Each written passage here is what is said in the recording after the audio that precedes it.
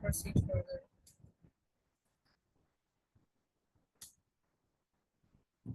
Welcome all of you in my class. Hope it will be a great session, and we will learn more about content and its features. Introduction content, क्योंकि आप लोगों ने content के बारे में बहुत सुना होगा कि व्हाट इज कंटेंट, ठीक है, कंटेंट राइटिंग क्या होता है। कंटेंट राइटिंग को बेसिकली बहुत ज़्यादा इतना नहीं लोग करते अप्रिशिएट, और दो सारी गेम भी कंटेंट की होती है। Please try to avoid this kind of stuffs. Okay, content के बारे में तो बहुत सुना होगा कि कंटेंट क्या होता है। एक आसान अंदाज में, सिंपल उर्दू टर्म में, जब भी आप कोई चीज़, ठीक है, रिटन फॉर्म में ऑनलाइन प्लेटफॉर्म पे स्पेशली देखते हैं, चाहे वो न्यूज़ हो, चाहे वो कोई भी इंफॉर्मेशन हो, चाहे वो कोई भी कंटेंट हो, ठीक है, जिसमें आपको कोई इंफॉर्मेशन, न्यूज़ या नॉलेज आपको डिलीवर करी हो, दैट इज द कंटेंट, ठीक है। सो जब आप ऑनलाइन प्लेटफॉर्म्स पे कंटेंट लिखेंगे तो that is called digital content writing. की पॉइंट्स देख लेते हैं which we are going to discuss in our session, ठीक है। what is digital content writing, what are types of content writing, what does content writing requires, how to write a content, and what are the benefits of content writing, and one more thing I will add here कि how to start content writing, ठीक है, how to start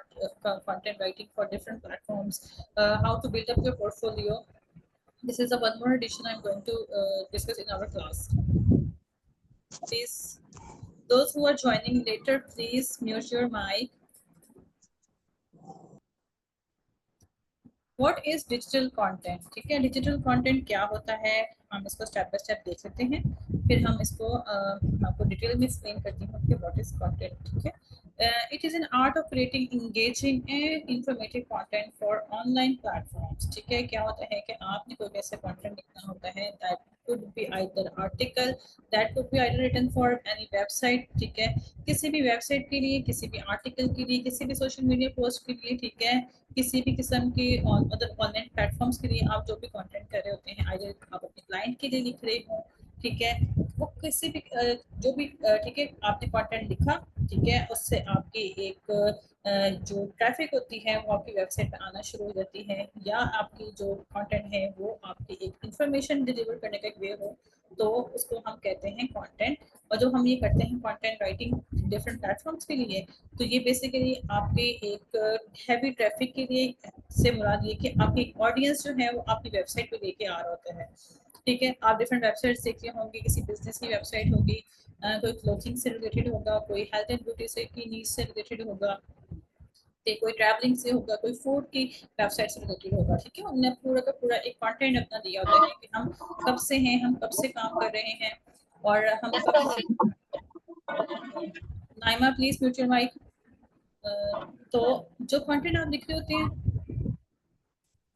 sorry, तो जब आप content लिख रहे होते हैं तो बेसिकली जो आपने डिफरेंट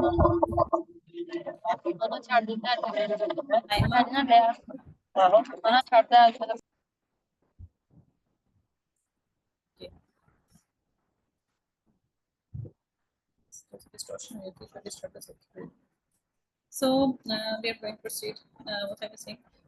कि जब हम कंटेंट, ठीक है, जब हमें डिफरेंट वेबसाइट्स के लिए, जैसे बिजनेस वेबसाइट के लिए आप कंटेंट लिखते हैं, तो फिर लिखने का मकसद ये होता है कि आपने किसी यूजर्स को या व्यूवर्स को अपनी वेबसाइट पे लेके आना है। लाने का मकसद क्या होता है कि जब भी कोई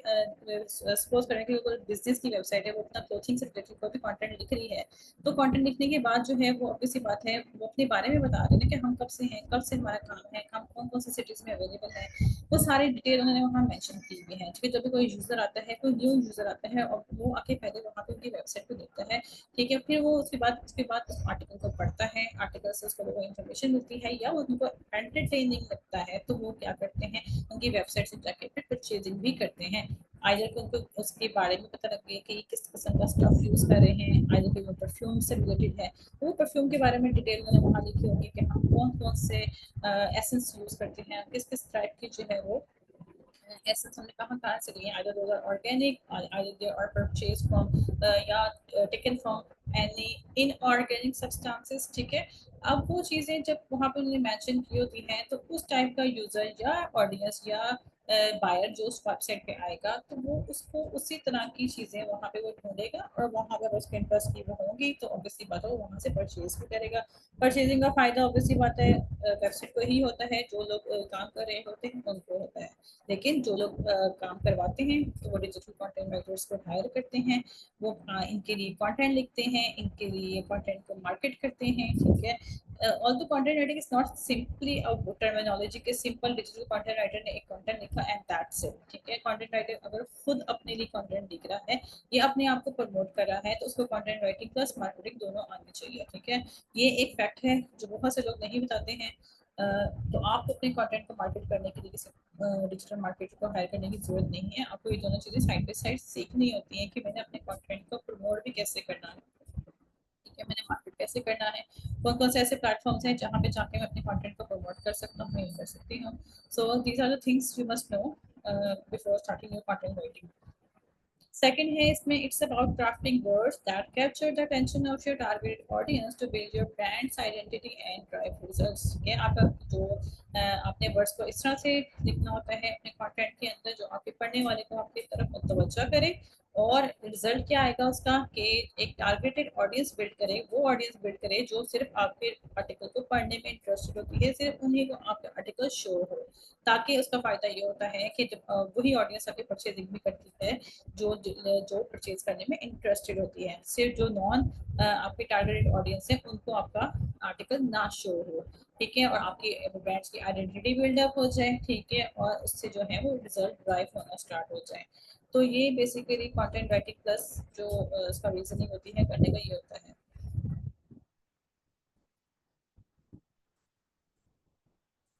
what are the types of content writing, ठीक है, कंटेंट राइटिंग किस किस टाइप्स की होती हैं, ठीक है। First of all I will tell you that there are two type of content, ठीक है, हम दो तरह का कंटेंट पढ़ते हैं, one is informative content and the other one is affiliate content, ठीक है। हम दो तरह से कंटेंट लिखते हैं, एक हमारे लिए इंफॉर्मेशन डिलीवर कर रहा होता है, सेकंड से हम अफिलिएट कंटेंट होता है या अफिलिएट या रिव्यू आर्टिकल जिसको हम कहते हैं, ठीक है, उससे हम लिखते हैं just for the purpose of earning, ठीक है। किसी का कोई प्रोडक्ट होता है उसके बारे में हम आर्टिकल लिखते हैं, ठीक है, कोई बंदा है वो एक परफ्यूम सेल कर रहा है या कोई बंदा है वो जो है अपने मोबाइल पार्ट सेल करता है या कार्ड्स के पार्ट सेल करता है, ठीक है, हम उसके लिए कंटेंट लिखते हैं। वो बेसिकली कंटेंट जो लिखना होता है वो उसका जो शख्स काम कर रहा होता है उसकी वेबसाइट का लिंक हम अपने आर्टिकल में मेंशन करते हैं, ठीक है। अगर हम अपनी वेबसाइट से लिख रहे हैं तो हम अपने वेबसाइट के नीचे उसका लिंक दे देते हैं। उसके बाद जो यूज़र आके हमारे अगर लिंक से परचेजिंग करता है या शॉपिंग करता है वहाँ पे आके हमारे लिंक से जाता है तो उसका कमीशन हमें भी होता है और लिखने वाले को तो ऑब्वियसली फ़ायदा होता ही होता है, ठीक है। और इन्फॉर्मेशन कंटेंट होता है जो किसी किस्म के आप देखते होंगे थाउजेंड्स ऑफ आर्टिकल लिखे हुए हैं like how to start your business in 2024, how to start YouTube channel in 2024, what will happen in 2030, ठीक है, when is the Islamic months going to start, these are the all kind of informative content, ठीक है। इस तरह का content होगा, informative होगा। जब आप दूसरी तरह का लिखेंगे, ठीक है, जो प्रोडक्ट्स के लिए लिखते हो that is affiliate content, affiliate marketing जिसको हम कह सकते हैं, क्योंकि अब हम उसमें उनकी प्रोडक्ट की मार्केटिंग कर रहे हैं और वैसे उनको हम प्रमोट कर रहे हैं, ठीक है। बेसिक टाइप के किस तरह की होती हैं, कहाँ कहाँ पे हम कंटेंट को लिख सकते हैं, ठीक है। कंटेंट राइटिंग हम ब्लॉग के फॉर्म में लिख सकते हैं, ब्लॉगिंग, ठीक है, जो वेबसाइट के लिए करते हैं, ठीक है, वो वेबसाइट के लिए होती हैं। Blogging basic also website but it's a part of website और it's smaller than the main website or website page। And what is social media post हो सकती है, उसमें हम कंटेंट मार्केटिंग कर सकते हैं, कंटेंट राइटिंग कर सकते हैं, अपने आर्टिकल लिख के वहाँ पे हम पोस्ट कर सकते हैं, प्रमोट कर सकते हैं, ठीक है। हम प्रोडक्ट रिव्यूज लिख सकते हैं जिसके बारे में मैंने अभी आपको बताया कि एफिलिएट रिव्यू या प्रोडक्ट रिव्यू करके भी हम कंटेंट राइटिंग कर सकते हैं। वेबसाइट कंटेंट लिख के भी हम कर सकते हैं, प्रॉपर वेबसाइट हो सकती है, डिफरेंट तरह की नीश पे लिख के भी हम कंटेंट राइटिंग कर सकते हैं। और कॉपी राइटिंग है, ठीक है, copy writing is also called an ad writing, ठीक है, ठीक है, it is a shortest form of content writing, ठीक है। और कंटेंट राइटिंग बहुत सी टाइप की होती हैं लेकिन जो मेजर बेसिक टाइप्स हैं वो यहाँ पे मेंशन हुई हुई हैं। अच्छा, अब इसमें एक चीज़ और भी है कि जो चीज़ आई डोंट नो आप लोगों को पता है कि नहीं पता, लेकिन जो कंटेंट राइटर्स होते हैं ना, उनके लिए बात ये कि आपने कंटेंट जो आप लिख रहे हो उसके बारे में आपको पूरी एक इन्फॉर्मेशन होनी चाहिए, ठीक है, कि मेरा आर्टिकल कौन सा है। अगर तो आपको किसी क्लाइंट ने एक टॉपिक दे दिया है, ठीक है, आपको आपके नीश का पता है, niche is a topic that is given to you, ठीक है, that is well and good, ठीक है। और बेसिकली जो आर्टिकल या नीड टॉपिक होते हैं आपके पास, वो 3 टाइप्स या 4 टाइप्स के होते हैं। एक आपके फूड से रिलेटेड होगा, एक आपके ट्रैवलिंग से रिलेटेड हो गया, ठीक है, एक आपका आ जाएगा फूड ट्रैवलिंग पे आ जाएगा हमारे पास हेल्थ एंड ब्यूटी, हमारे पास आ जाएगा फिर माइक्रोटेक एंड मैक्रोटेक, ठीक है, माइक्रो टेक्नोलॉजी आ जाएगी, मैक्रो टेक्नोलॉजी आ जाएगी, ठीक है। अब माइक्रो टेक्नोलॉजी और मैक्रो टेक्नोलॉजी काफ़ी वास्ट फील्ड्स हैं, ठीक है। इन पे अगर आप कोई शख्स चाहता है कि मैंने ब्लॉगिंग करनी है, मैं अपना ब्लॉग बनाना चाहता हूँ, मैं चाहता हूँ कि मैं डेली बेसिस पे एक आर्टिकल लिखूँ और मैं पोस्ट करूँ, तो वो फिर अपना ब्लॉगिंग स्टार्ट करेगा, ठीक है। वो ब्लॉगिंग लिखने के बाद different different social media platform पर जाके अपने आर्टिकल को प्रमोट भी करेगा और उसको वहाँ पे अपने आर्टिकल का लिंक भी वहाँ मेंशन करता जाएगा, ठीक है। आफ्टर राइटिंग 60 to 70 आर्टिकल्स, उसके बाद आपको ये होता है कि आपके जो ब्लॉग है उसकी मोनेटाइजेशन स्टार्ट हो जाती है, वो ऑप्टिमाइज करना स्टार्ट कर देता है। उसके बाद क्या होता है कि आप जब उसके बाद एड्स रन करते हैं तो ऑब्वियसली बात है ट्रैफिक आपके ब्लॉग पर ऑटोमेटिकली आना स्टार्ट हो जाती है। फायदा क्या है इसका करने का? मेन रीजन, जब आप किसी क्लाइंट को दिखाते हो कि मेरा ये मैंने ये काम किया हुआ है, मुझे ये काम आता है, मैंने डिफरेंट डिफरेंट नीश के ऊपर आर्टिकल लिखे हुए हैं, मैंने एक नीश में नहीं काम किया हुआ, एक नीश में नहीं काम किया हुआ, उनके फिर जब जिस तरह क्लाइंट आता है ना, वो कहता है कि मेरी ये नीश है, आपने इस पर काम किया हुआ तो मुझे दिखाएं, ठीक है। अगर आपने मल्टीपल नीश के ऊपर काम किया हुआ, दैट्स वेल एंड गुड। आप एक नीश पे काम करें, दैट इज ऑल्सो गुड, क्योंकि आपको एक नीश पे काम करने के बाद अपने ऊपर काफ़ी अबूर हासिल हो जाएगा कि मुझे काफ़ी सारा नॉलेज है कि मैं इसके ऊपर डिटेल लिख सकता हूँ हर तरह की, ठीक है। ये चीज़ होती है डिटेल में लिखने की कि मैं अपने लिए काफ़ी सारे नीच के ऊपर काम कर रहा हूँ और मैंने अपने लिए आर्टिकल जो है वो सेलेक्ट कर लिए हैं। तो इसमें फ़ायदा ये होता है कि आपको काम लिखना आसान हो जाता है कि मैं जब जाता हूँ मेरा एक पोर्टफोलियो बिल्ड हो गया ब्लॉगिंग करने से और मैंने हर तरह का काम यहाँ पे किया हुआ है। What does content writing requires? Content writing के लिए क्या क्या चीज़ें नेसेसरी होती हैं, ठीक है। कंटेंट राइटिंग के लिए सबसे पहले तो आपको अंडरस्टैंडिंग होनी चाहिए कि आपको जो टॉपिक गिवन है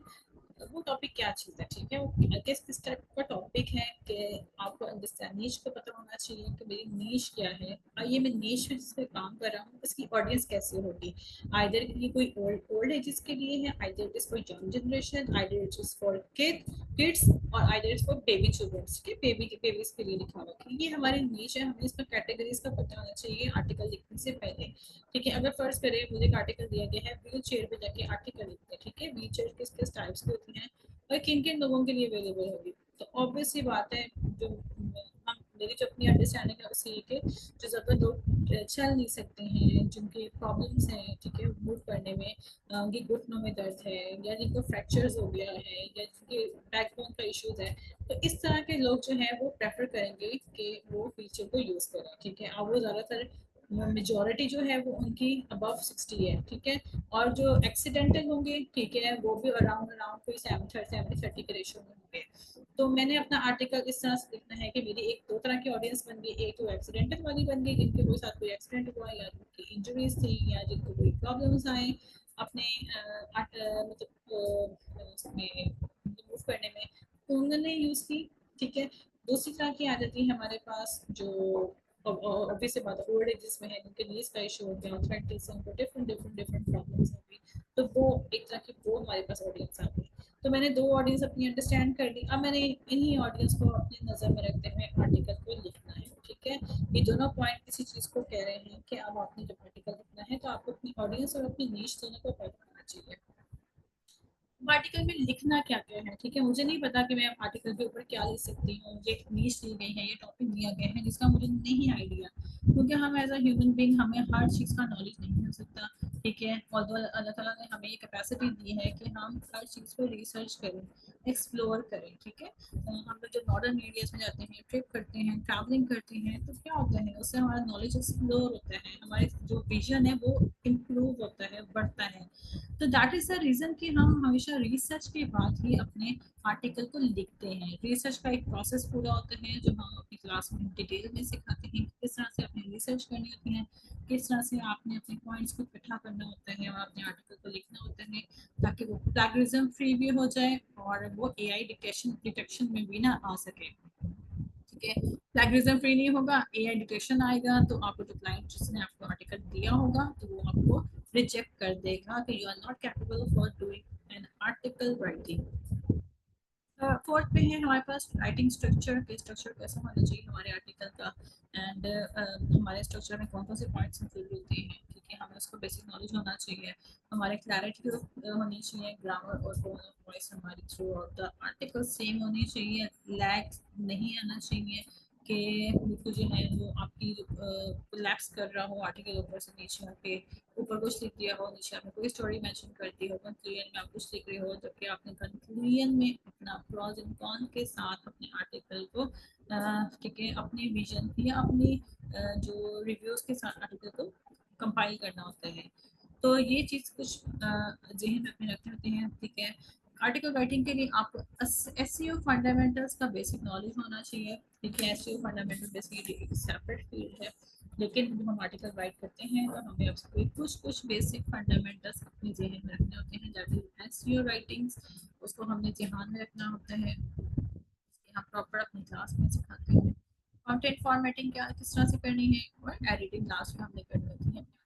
चेक चेक करना होता है कि आइटम हमने कोई पॉइंट मिस तो नहीं कर दिया। ठीक है, हमारा जो वर्ड काउंट है वो प्रॉपर है कि नहीं है। ठीक है, हमारे आर्टिकल में कोई ग्रामेटिकल मिस्टेक तो नहीं आ रही। तो हम डिफरेंट डिफरेंट टूल्स यूज़ करते हैं, उसको यूज़ करते हुए अपने आर्टिकल को अच्छा करते हैं।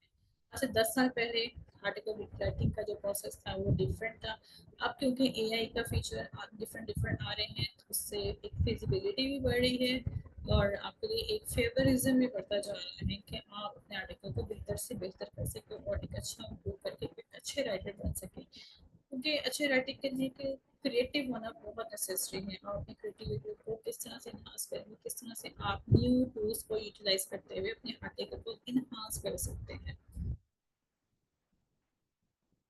Structure of the content, structure of the content में हमारे पास सबसे पहले तो होता है कि book and heading of the content. ठीक है, ठीक है, it is also called the title of the content, it's very important in any content writing. ठीक है, जितना आपका आई कैचिंग या अट्रैक्टिव आपका टाइटल होगा उतना ही आपका जो चांस है आर्टिकल कंटेंट राइटिंग के आर्टिकल बढ़ने का वो बढ़ता जाता है। ठीक है, आपका सेकंड पार्ट है introduction. Introduction is very important. ठीक है, इंट्रोडक्शन में आपने सारे के सारे डिटेल नहीं लिखनी होती है। ठीक है, आपने इंट्रोडक्शन को शॉर्ट रखना होता है और हिडन पॉइंट्स रखने होते हैं ताकि जो रीडर आपके आर्टिकल पढ़ रहा हो ठीक है वो आपके एटलीस्ट नीचे तक तलाश मिल जाए कि नीचे वाले पॉइंट्स में क्या मेंशन हुआ है। ठीक है, ताकि इंट्रोडक्शन का पार्ट भी क्लियर हो जाए और उसमें बात भी पूरी ना हो और बात भी हिडन रहे। तो इस तरह से अपने एक इंगेजिंग और एंटरटेनिंग अपने इंट्रोडक्शन अपना रखना होता है। और जो आपने थोड़ी सी प्रीवियस डिटेल भी लेनी होती है इसमें कि आर्टिकल कब से था, किसने भेजा, कब से मैंने ये चीज़ स्टार्ट की,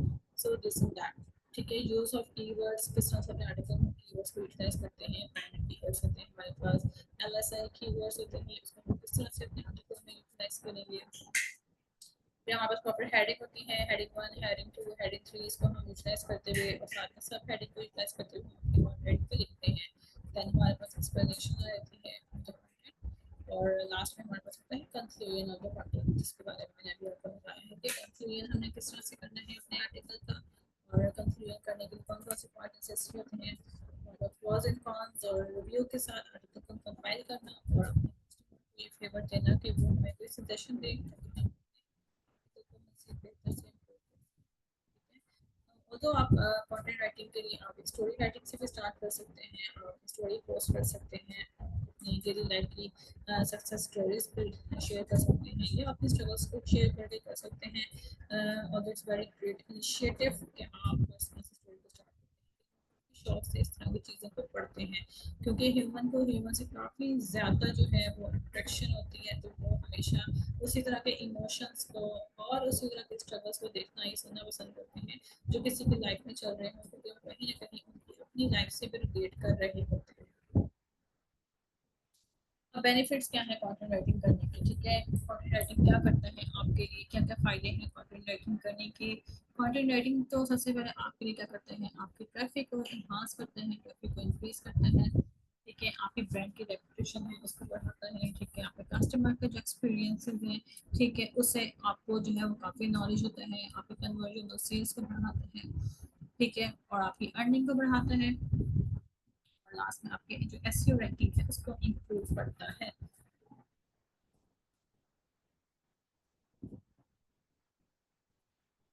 तो मेजर एस्पेक्ट के where to find a job, ठीक है, हम जॉब कैसे फाइंड कर सकते हैं। काफ़ी सारे स्टूडेंट मुझसे पूछते हैं कि मैम कंटेंट राइटिंग तो हमने अब कर ली है, ठीक है, और हम जो है वो इसको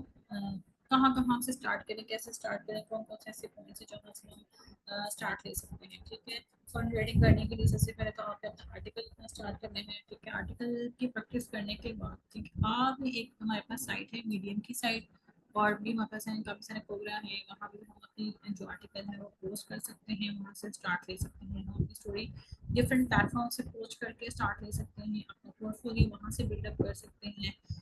ताकि जो है वो हम जो है वो अपनी पोर्टफोलियो बिल्डअप कर सके, ताकि हम अपने क्लाइंट को अपना वर्क शो कर सके कि हमने ये पहले काम किया हुआ है, हमें काम करना आता है, क्योंकि जो हमेशा आपकी सीवी वगैरह होती है वैसा सीवी आपके लिए काम करेगा, कि वो वहाँ पे आपका डाटा कलेक्ट हो जाएगा।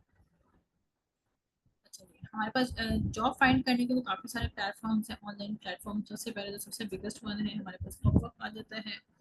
फिर हमारे पास आता है फाइवर, फिर हमारे पास freelance.com आता है, वर्क रिमोटली, ठीक है, आप वर्क रिमोटली वर्क कर सकते हैं, आप किसी ऑनलाइन क्लाइंट के साथ काम कर सकते हैं, और क्लाइंट के साथ काम करने के बाद आप जो है वो उनके साथ कोऑर्डिनेट कर सकते हैं कि मैं रिमोटली वर्क कर सकता हूँ, मैं फ्रीलांसली वर्क कर सकता हूँ। नेक्स्ट हमारे पास आता है, नेक्स्ट हमारे पास आ रहा है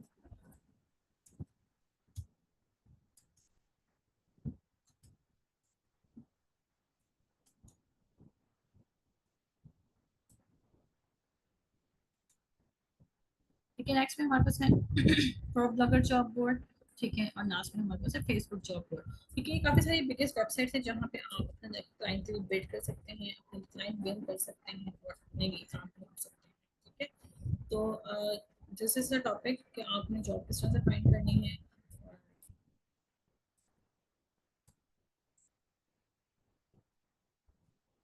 ठीक है।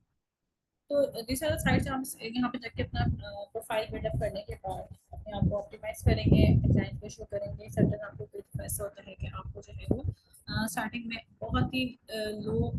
कॉस्ट पे काम करना पड़ता है, ठीक है, स्टार्टिंग में क्लाइंट्स पकड़ने के लिए, अपने प्रोफाइल को बिल्डअप करने के लिए, अपने ऊपर रिव्यूज ऐड करने के लिए, ठीक है, डिफरेंट डिफरेंट प्लेटफॉर्म, जैसे आप कह सकते हैं ना, ये डिफरेंट डिफरेंट दुकानें हैं, आपको यहाँ पे काम करने के लिए, बैठने के लिए ये लोग अपने चार्जेस लेते हैं, ठीक है, ऑफर भी 10% देते हैं, फाइवर आपसे 5% से 7% के अराउंड देते हैं, बाकी भी देते हैं, लेकिन जाहिर है जो भी लोग अपने इसी से इनकी अर्निंग होती है, और आपको ये एक प्लेटफॉर्म देते हैं कि आप यहाँ से अपनी जर्नी को स्टार्ट कर सकते हैं, लेकिन इनका अपना एक जो कुछ परसेंट चार्ज होता है, ये सब आपसे थोड़ा थोड़ा चार्ज करते हैं, आप लोग टैक्स देते हैं, ठीक है, सब लोग, और लेकिन ये कि आपकी ब्रांडिंग से अच्छी हो जाती है, और कोई इसका प्रोसेस स्लो स्टडी होता है, लेकिन 6 महीने साल लगते हैं आपको हर चीज़ में, स्टार्टअप लेने में, काम करने में, मेहनत करने में, तो आप अपनी जर्नी को यहाँ से किक स्टार्ट कर सकते हैं। तो this is the overall topic, अगर किसी और को कोई क्वेश्चन हो तो